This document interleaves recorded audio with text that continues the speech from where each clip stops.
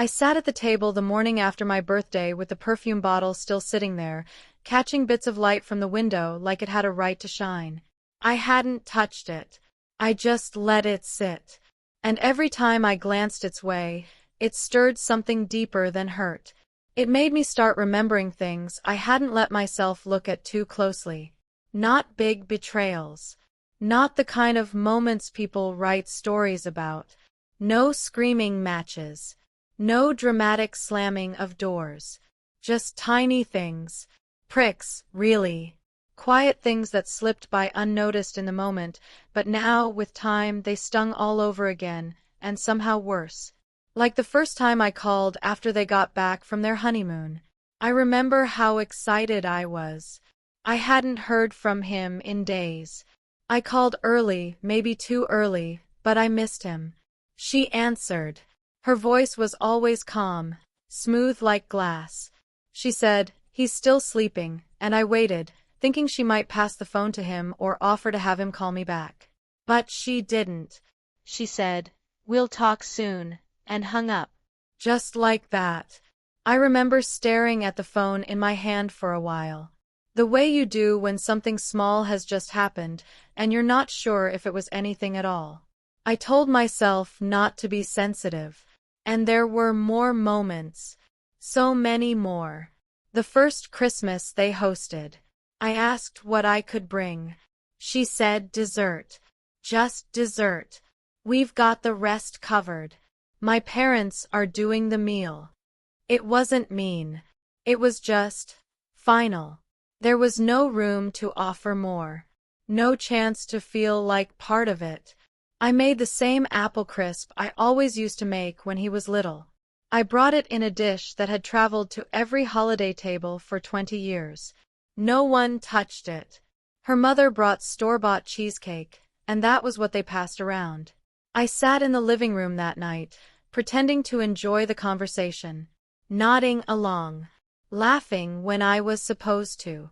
But I felt like a piece of furniture, there, but unseen. At one point, I looked across the room and saw him rubbing her mother's shoulders as she talked about something. I couldn't even hear what. It was the kind of thing he used to do for me when I had a long day. And for a moment, I felt jealous. Not of her, but of what she now represented to him. That night, I cried in the car. I hadn't meant to. It just came out, like pressure that had been building in my chest finally cracked. I told myself it was normal, that traditions change, that his life was his own now, and I was being old-fashioned. But looking back, I think I was making excuses for someone who had already started letting go of me. Then there was the birthday dinner. Not mine, his. I'd asked him what he wanted. I offered to cook. I offered to host. He said they had something planned, with friends. I waited for him to say more, to invite me anyway. He didn't. I saw pictures later on social media. They were at a restaurant. Her parents were there. So were some mutual friends I barely knew. No seat for me. Not even a mention. I commented, "Happy birthday, sweetheart," on the photo. He didn't respond. I remember sitting on my couch that night with a slice of chocolate cake I'd made anyway, even though I knew he wouldn't come. I stuck a single candle in the middle and lit it. I didn't even sing. I just sat with the flame until it burned down to the frosting. Then I blew it out. That was the year I stopped offering to make plans. There were so many of these moments. Moments I told myself were nothing, that I was overreacting, that I should just be happy he was happy. But now, sitting in my kitchen with that perfume bottle staring at me like a punchline, I could finally see it clearly. All those little pricks, they weren't accidents. They were messages. Soft rejections, spaced out over years. And I'd accepted every one. Sometimes they came in her voice. "He's busy. We're swamped. We already have plans." Other times, they came in his silence, in his unread messages, in the space that grew between our phone calls. And I let it happen. I let it all happen because I didn't want to be that mother. The needy one. The bitter one. The one who couldn't let go. So I gave space. I gave patience. I gave my silence. And in return, I was slowly written out of the story. I think the worst part is how long I pretended not to notice. I made excuses. They're just adjusting to married life. Work must be keeping him busy. Maybe she's just shy. I made myself small so they wouldn't feel crowded. I tiptoed around my own needs. And now, years later, I was sitting alone in my quiet kitchen on my birthday, with a bottle of cheap perfume and no phone call. I thought about the boy he used to be. How he used to run to me after school. How he used to write notes in crayon and leave them on my pillow. How once, when he was 8, he cried when I had to leave town for work and told me he wished he could shrink and fit in my pockets so we'd never be apart. Where did that boy go? Maybe he'd been slowly disappearing all along. Maybe the man he became was always there under the surface, waiting to belong to someone else more than he belonged to me. That thought hurt more than I expected. Because I don't think I ever really saw it happening. Or maybe I did, but I didn't want to believe it. There's something about being a mother that makes you blind to certain things. You see your child as an extension of yourself, as someone you'll always have a place with. But children grow up. They choose their own families. And sometimes that means they leave you behind, not in anger, not in cruelty, but in quiet omission. And I don't think they even notice. The truth is, I hadn't spoken to my son, really spoken to him, in months. We exchanged short texts. A photo here or there of my grandson. A reminder about something they needed. But no real conversations. No warmth. And I'd gotten used to that. That's the saddest part. I had shrunk myself down so much over the years that I didn't even know what it felt like to be seen anymore. I was always careful, always quiet, always grateful for the scraps. But now, with that bottle on the counter, I started to feel something different. Not rage. Not the kind of anger that demands something. It was softer than that. Older. A kind of grief that had finally stopped trying to protect me. I started writing things down. Just little memories. Little moments that now felt bigger in hindsight. Like I was going through drawers after a death, touching old things, trying to make sense of them. Not because I needed to prove anything. Just because I needed to remember that I hadn't imagined it. That I had been there. That I did matter once. I wrote about the time he fell off his bike and I ran barefoot across the street to scoop him up. I wrote about the night he stayed up until midnight helping me make cupcakes for a school fundraiser, just so we could surprise the other moms. I wrote about the morning he left for college, how he hugged me so tight I couldn't breathe, and how he whispered, "I'll never forget what you gave me." I wrote it all down, because I needed to hold on to the truth of who I had been, who we had been. And as I sat there, night after night, remembering, something in me began to settle. The pain didn't go away, but it stopped controlling me. I wasn't imagining things. I wasn't being too sensitive. I had loved him well. I had shown up. I had tried. And now I had to start seeing things for what they were. Because this wasn't just about perfume, or birthdays, or dinners I wasn't invited to. This was about being slowly, quietly erased. And I knew in my bones that something had to change. Not in him, but in me. I couldn't keep chasing scraps. I couldn't keep pretending I didn't notice. I couldn't keep loving in a way that left me empty. I didn't know what that change would look like yet. But I knew it was coming. Something had cracked open. And once that happens, there's no going back. I didn't touch the perfume for days. It just stayed on the kitchen counter, like it belonged there now, like part of the furniture. Every time I passed by it, something in my chest tightened. Not in an explosive way. Just this low, dull pressure that sat under everything, like background noise. Like a hum you can't quite find the source of. I didn't cry. I didn't yell. I didn't even call him to ask why he thought that gift was enough. I just started remembering. Not the big moments. Not the kind you think of when you say the word betrayal. No screaming, no slammed doors. Just small, quiet things that I had brushed off at the time. Little paper cuts I covered with a smile because I didn't want to be difficult. But now, with that perfume bottle sitting there like proof, I let myself feel the sting of those moments, one by one, like flipping through a photo album you forgot you had. I thought of the time I called him, maybe a month after the wedding. It was a Sunday morning. I'd woken up early and made pancakes for just myself, and I suddenly missed him. Not the man he'd become, but the boy who used to eat 5 pancakes before I even finished one. I dialed his number without thinking. Her voice answered. She's just being helpful, I told myself. That's what you say when you don't want to admit what something feels like. I remember I waited a second before speaking, caught off guard. She didn't say hello. Just, he's busy, like she'd been expecting someone to intrude and already had her line ready. Before I could ask her to tell him I'd called, the line went dead. It was so short, so casual, that I couldn't even be angry. I remember sitting with the phone still pressed to my ear, as if maybe the dial tone would give me something she hadn't. And then I told myself, he's newly married. Give them space. Don't take it personally. But it was hard not to. Because when your own child doesn't pick up the phone on a quiet Sunday, you can't help but wonder when exactly your voice stopped being a comfort. That wasn't the only time. Not by far. The holidays brought more of those little moments. Their first Christmas as a married couple, they offered to host. I was so excited.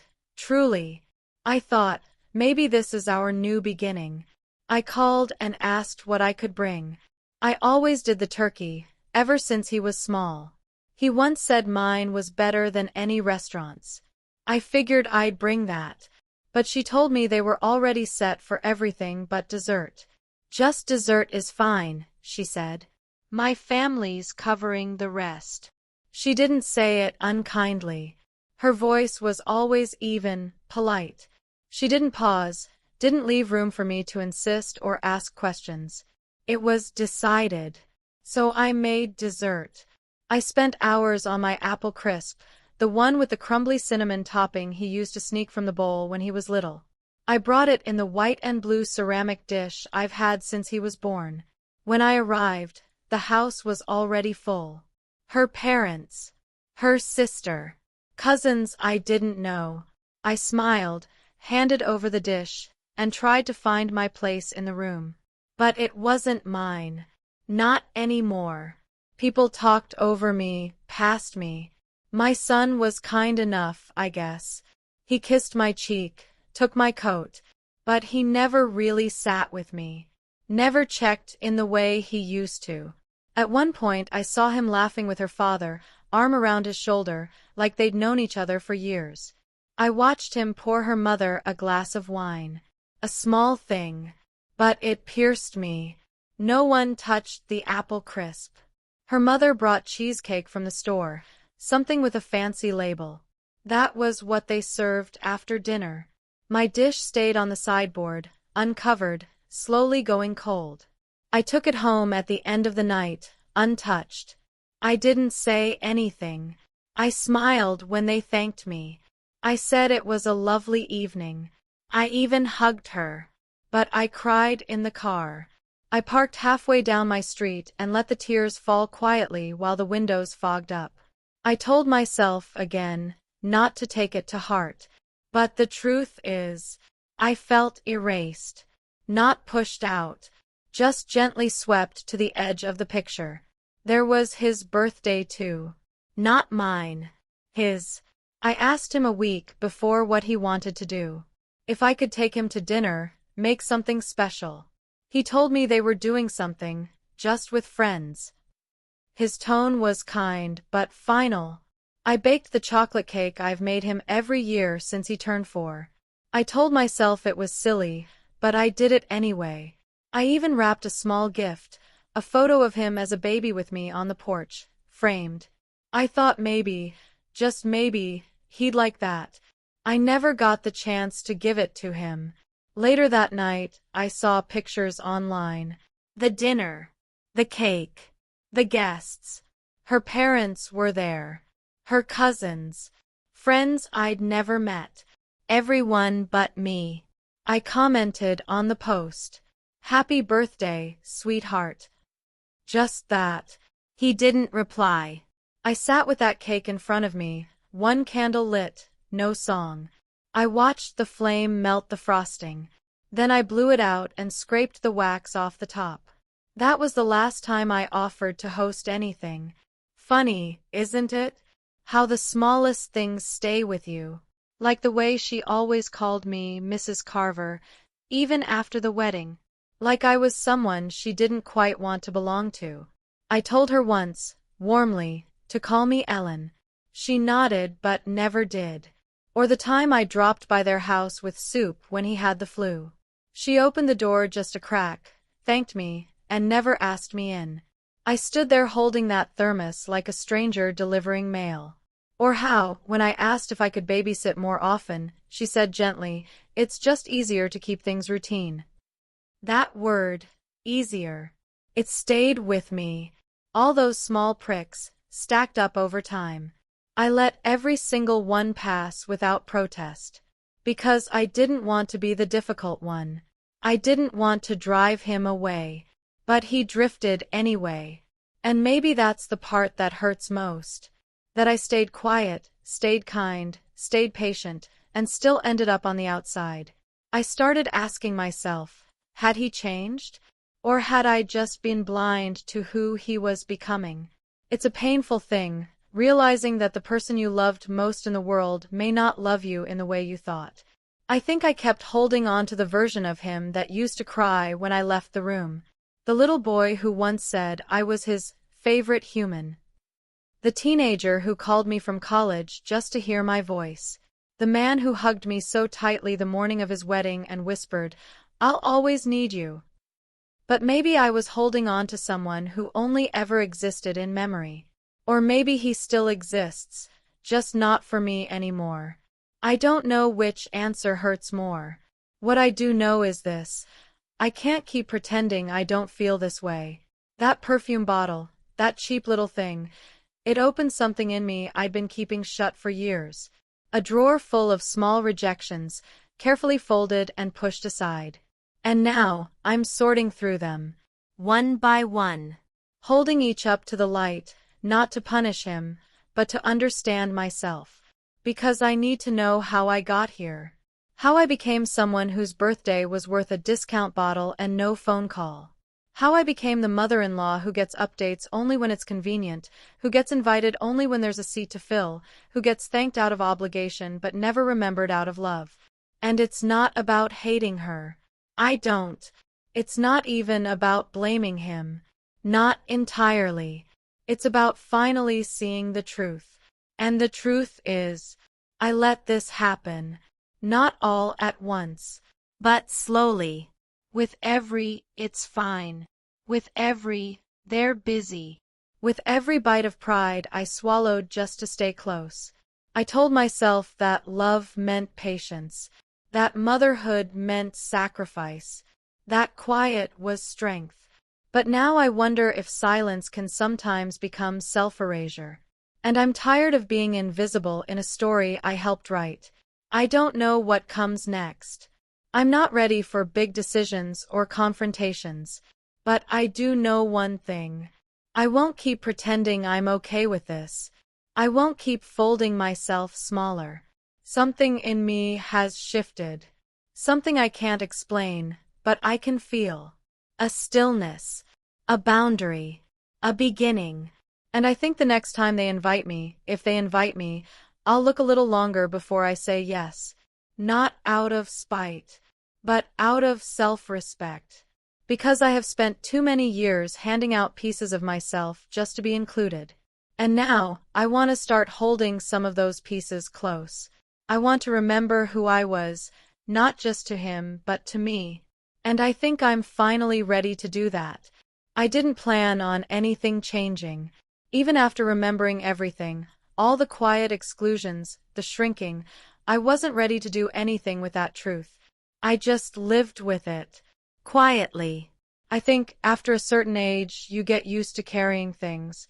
Hurt becomes something you tuck into the folds of your day. I still texted him now and then. Short things. How are you? Hope the baby's better. Let me know if you need anything. He'd respond with one-word replies, sometimes not at all. There was a strange comfort in pretending we were still close, like an old coat that doesn't fit but you keep anyway because it reminds you of a time when it did. But the thing about quiet pain is it doesn't go away. It just builds. The breaking point didn't come like a storm. It didn't shout. It didn't demand anything. It came softly, the way so many endings do. It was a Sunday afternoon. Late spring. I'd spent the morning weeding the garden and making muffins I planned to freeze. I wasn't expecting anyone, which is why I was surprised when I saw a car pull into the driveway. It was them. I wiped my hands on a towel and went to the door. I didn't open it right away. I watched for a second, him getting out of the driver's side, her from the passenger. She didn't look up at the house. He did, just for a second. When I opened the door, he smiled a little. "Hey, Mom." Her voice followed his, light and clipped. We were in the neighborhood.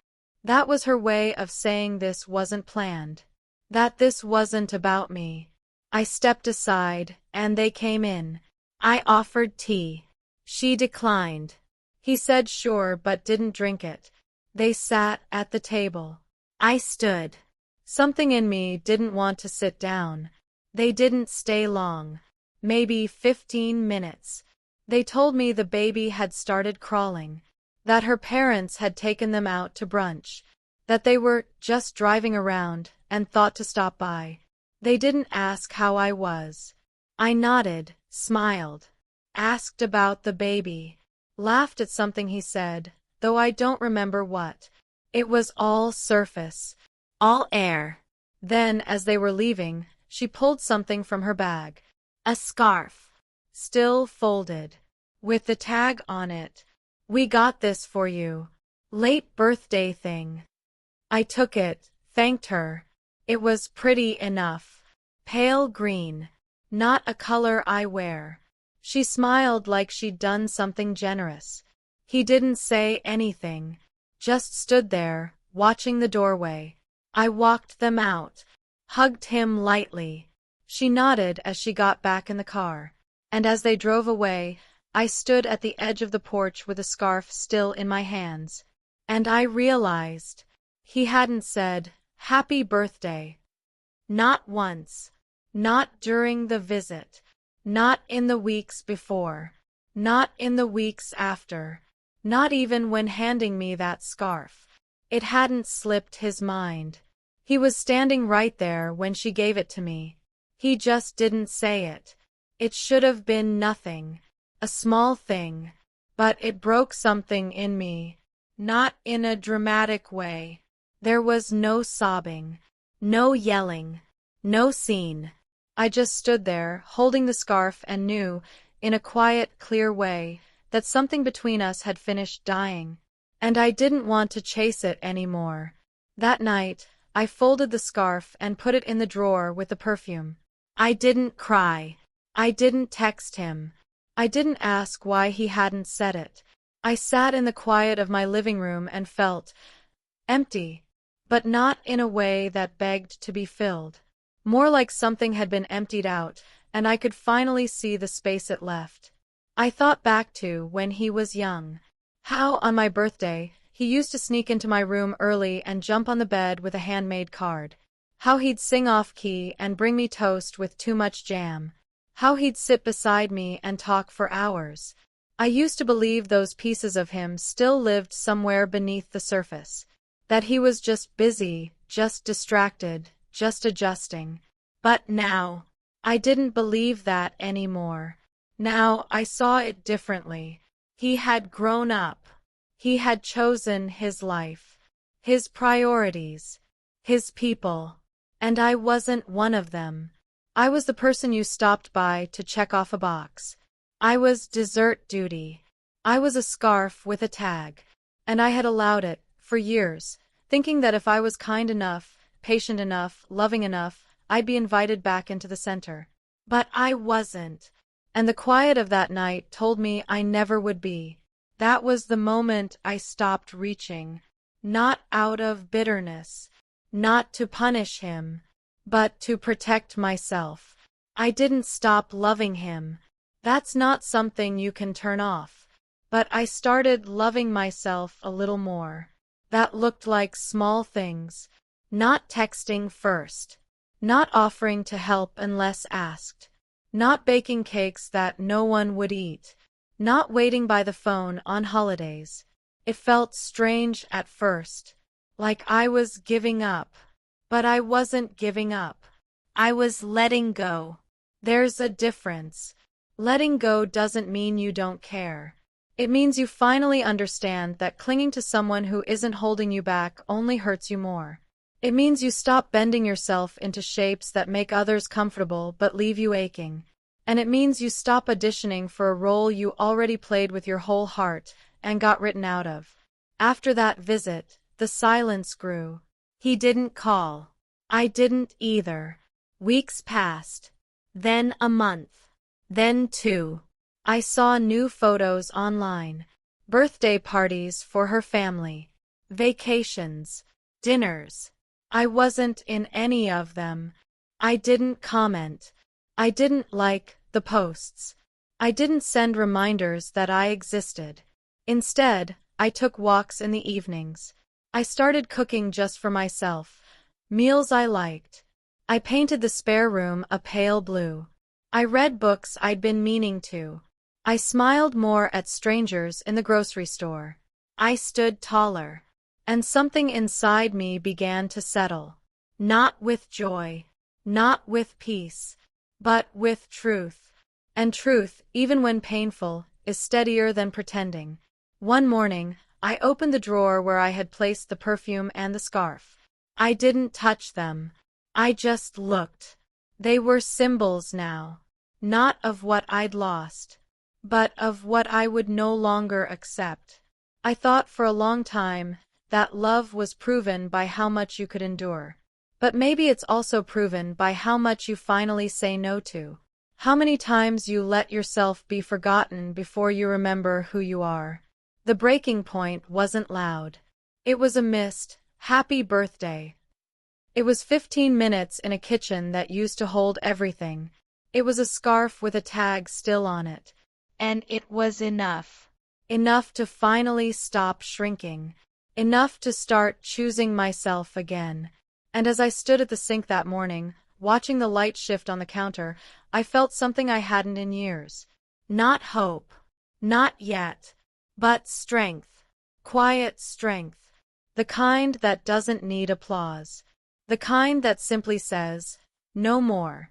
I didn't plan what I did next. It wasn't a strategy. It wasn't revenge. It was just what felt right at the time. I was at the store picking up bread and tea when I saw her. My daughter-in-law. I hadn't seen her in months. She was in the cleaning aisle, looking at sprays or wipes, something like that. I would have turned and gone the other way, not out of spite, just habit. I'd been keeping my distance, and it had become comfortable. But before I could move, she looked up and saw me. "Oh, hi," she said. Bright. Polite. Not warm. Not unfriendly. Just surface deep. I smiled a little. "Hi." She walked over, pushing her cart. I saw diapers in it. Crackers. Juice. Things for the baby. "We were going to call you," she said. "We were thinking maybe sometime next week you could come over and see the baby." I nodded. Not yes. Just nodded. She kept talking. "He's walking now, sort of. kind of staggering around like a little drunk guy. I laughed softly. That was a good image. And then I said something I hadn't planned on saying. I don't even know where it came from. I still have the perfume. She blinked. What? The perfume, I said, watching her face. From my birthday. I kept it. Her expression faltered for a second. She recovered fast. Oh, that was from both of us. I just nodded again. She smiled tightly, then looked at her cart, like she'd remembered something. I reached into my bag. I'd been carrying the scarf with me for days, without really knowing why, and pulled it out. This too, I said, holding it out to her. She looked confused. You brought it. I held it gently, like something fragile. I thought maybe it would suit you better. It's not really my color. She hesitated, then took it. Oh, okay. Thank you. And that was it. I didn't say anything else. I walked away. It wasn't dramatic. No music swelled. No crowd applauded. Just the sound of my shoes on the floor and the weight in my chest shifting slightly. I didn't look back. It was strange, how small that moment was, and yet how much it settled in me after. It wasn't a message. I didn't give her the scarf to be cruel. I didn't say, take back your thoughtless gift. I said, maybe this suits you better. It was quiet, clean. My way of saying, I see what this is now. When I got home, I opened the drawer again. The perfume was still there, unopened. I held it for a moment. Then I got a gift bag I had in the pantry, gold, with little flowers on it, and placed the bottle inside. I didn't add tissue paper. I didn't include a card. A few days later, we had dinner. She had texted me after the grocery store run in. Dinner next Friday? That's all it said. I said yes. I brought the bag with me. I told myself I'd hand it to her quietly. Just a passing gesture. Nothing pointed. But when I arrived, it was her mother who opened the door. She smiled. Oh, hello, Ellen. I smiled back. Evening. She stepped aside to let me in. The house smelled like something sweet. Lemon maybe. Candles. I walked in and saw the table was already set.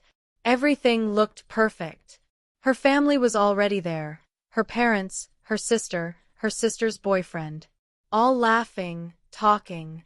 My son was at the far end of the table. He looked up, saw me, and smiled. That soft smile I used to live for. I smiled back. But something in me was still watching, waiting. Dinner was fine. The food was good. The conversation flowed. But I wasn't part of it. They didn't ask how I was. Not really. They asked, still at the same place? And how's your garden? But in the way people ask about weather, polite, without interest. Halfway through the meal, someone mentioned birthdays. Hers had just passed. They had gone to a spa, then out to dinner with her parents. She pulled out her phone and showed photos. I watched my son lean in, laugh with her dad about some inside joke. I watched her mother compliment her daughter on her taste and say, "You're just like me, you do everything with style." I was barely in the room. So when dinner ended and we moved to the living room for coffee, I stood up, reached into my bag, and pulled out the gold gift bag with the perfume.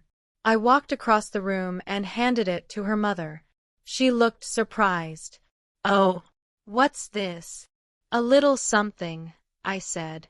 Calmly, softly. She opened it and pulled out the perfume, turned the bottle in her hand. "Oh, how pretty," she said. My son looked up from across the room, finally noticing. He recognized it. His face changed. Just for a second. Then it smoothed over again.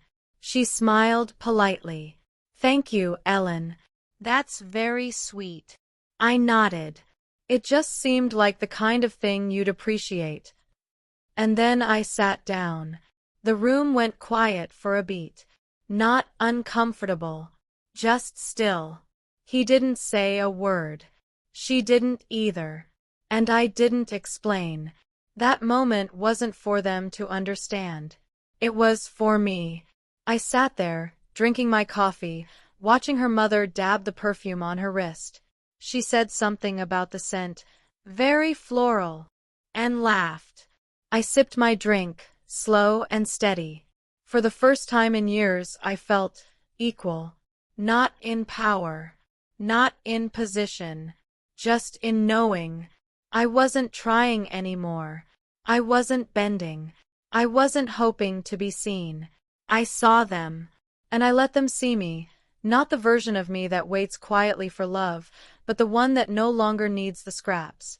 I stayed for another 20 minutes, said thank you, hugged them both, even smiled at her mother when she waved goodbye, the perfume still clutched in her hand. And then I left. The evening air was cool. I didn't cry. I didn't replay anything in my head. I didn't wonder if I'd done the right thing. I just walked to my car, feeling steady. There was no revenge in what I'd done. Just truth. I gave the gift to the person it was meant for. Not because she deserved it, but because she was the one who'd always had it anyway. They'd built their own circle, and I had been outside of it for years. It was never about me. And now, I was done asking to be let in. That was the gift. Not the perfume. Not the gesture.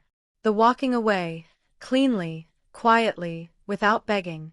Because that's what dignity looks like, sometimes. A re-gifted bottle. A smile that means, I know now. A silence that says, I won't keep proving my worth. And peace, not loud, not glowing, but peace that lives deep in the bones. I went home that night and slept better than I had in months. I didn't hear from them afterward. Not about the gift. Not about the dinner. But something between us shifted. Not closer. Just clearer. And somehow that was enough. After that dinner, things didn't change. Not in the ways people usually mean when they say that. He didn't call more. She didn't invite me over. There were no apologies, no revelations, no movie scene reconciliations. But something changed in me, and that, I've learned, is the only kind of change that lasts. It was in the way I stopped checking my phone every few hours. The way I stopped rehearsing conversations I'd never get to have. The way I stopped looking at my front door on Sundays, hoping maybe, just maybe, they'd drop by with the baby, or with coffee, or even with nothing at all but time. I stopped waiting. That's what shifted. I didn't realize how much space I had been holding open, for them, for hope, for moments that never came, until I stopped doing it. Suddenly, I had room to breathe. I filled it with simple things. Long walks to the mailbox, even when there was nothing in it. Evening tea on the porch, listening to the quiet. Trips to the farmer's market, where no one knew me but people still smiled. I joined a small book group at the library. All women like me, quiet, observant, slightly bruised but not broken. We talked about novels, yes, but more often we talked about life. About children who forgot. About husbands who disappeared into silence. About the weight of being needed and then not. There was comfort in that. Not pity. Just recognition. One woman said something I never forgot. We were sitting in a circle, and she said, "It's not that I miss who I used to be. I just miss being missed."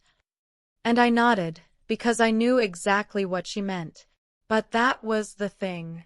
I didn't feel that anymore. I wasn't missed. That was true. But I also wasn't missing either. I was here. Fully.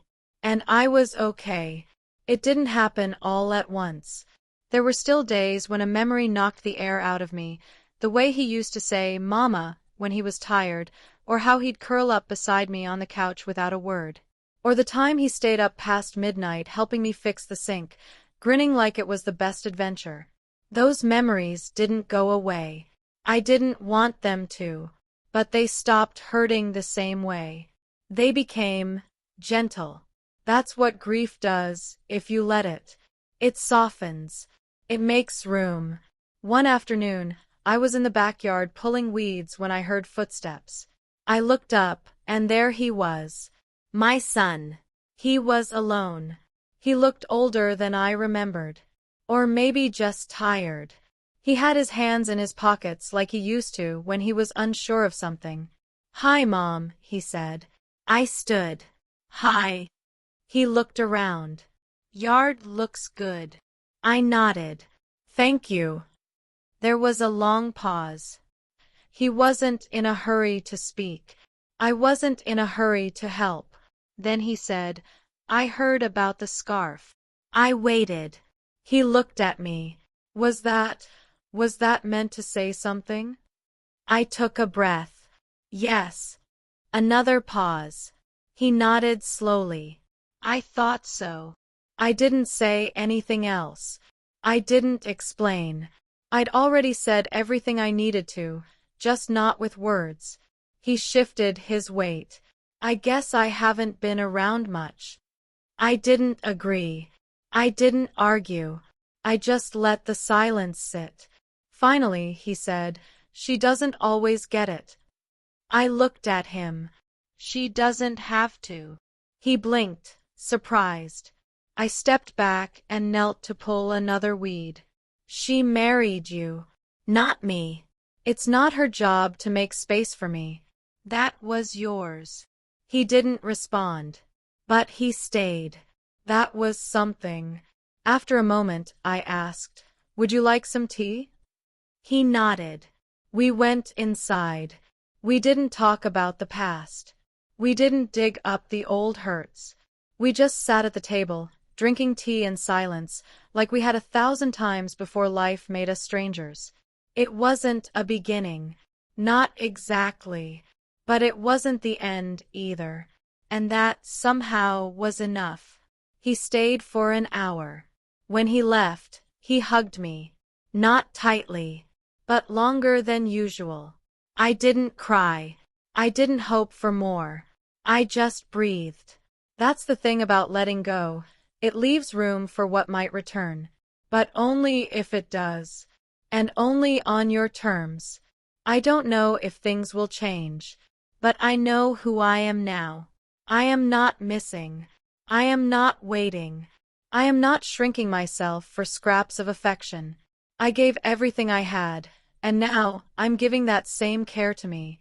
That is not selfish. That is survival. That is love. The kind that finally knows where to land. I don't know what people imagine when they think of healing. Some bright moment. Some apology. Some reunion with music swelling in the background. But that's not how it came for me. For me, healing came in ordinary moments. It came in a morning where I poured myself coffee and didn't wonder if anyone would call. It came in a grocery trip where I bought the cake I liked, not the one they used to ask for. It came in watering the plants without checking my phone. It came quietly, the way things do when you stop forcing them.